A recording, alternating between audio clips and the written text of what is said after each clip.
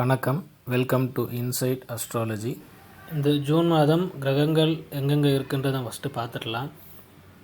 குரு பகவான் ரிஷப ராசியில் இருக்க போகிறாரு, கேது பகவான் கன்னி ராசியில் இருக்க போகிறாரு, சனி பகவான் கும்பராசிலையும் ராகு பகவான் மீன ராசிலையும் இருக்க போகிறாரு. செவ்வாய் பகவான் மாத தொடக்கத்தில் மேஷ ராசியில் இருந்து 27ஆம் தேதி வந்து ரிஷப ராசிக்கு நகர்றாரு. சூரியன், சுக்கிரன், புதன் இவங்க 3 பேரும் ரிஷப ராசியிலிருந்து மிதுன ராசிக்கு பயிற்சிக்கிறாங்க. துலாம் ராசிக்கு எஜுகேஷனில் பொறுத்த வரைக்கும் மாணவர்களுக்கு சில சேலஞ்சஸ் வரத்துக்கான வாய்ப்புகள் அதிகமாக இருக்குது. ஆனால் படிப்பில் வந்து உங்களோட ஆர்வம் அதிகரிக்கும். உங்களை வந்து ஒரு ஒழுக்கமான மாணவராக மாற்றுவார்.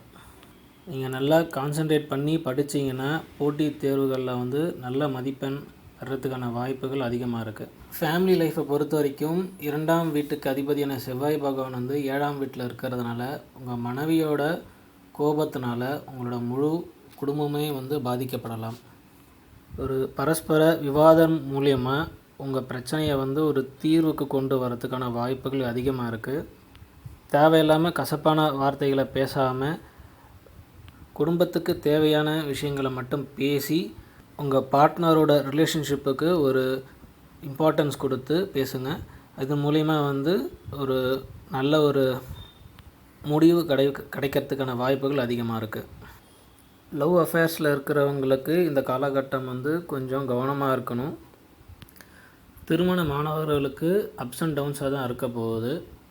உங்கள் 2 பேரோட ரிலேஷன்ஷிப் அண்ட் மைண்ட் ரெண்டுமே வந்து சமநிலையில் வச்சுருந்தா உங்கள் குடும்ப வாழ்க்கை, திருமண வாழ்க்கை ரொம்ப மகிழ்ச்சியாக இருக்கும். ஹெல்த்தை பொறுத்த வரைக்கும் கிரகங்களோட பார்வைகளும் சரி, இருக்கிற நிலையும் சரி, எதுவுமே சரியில்லை. அதனால் நீங்கள் உடல் நல பிரச்சனைகள் வரத்துக்கான வாய்ப்புகள் அதிகமாக இருக்குது. நல்ல ஒரு சீரான ஒரு ஃபுட் ஹேபிட்ஸும் எக்ஸசைஸும் இருந்ததுன்னா உங்கள் ஹெல்த்தை வந்து நீங்கள் வந்து இம்ப்ரூவ் பண்ணி எந்த பிரச்சனையும் இல்லாமல் பார்த்துக்கலாம். கவனமாக இருக்கணும்.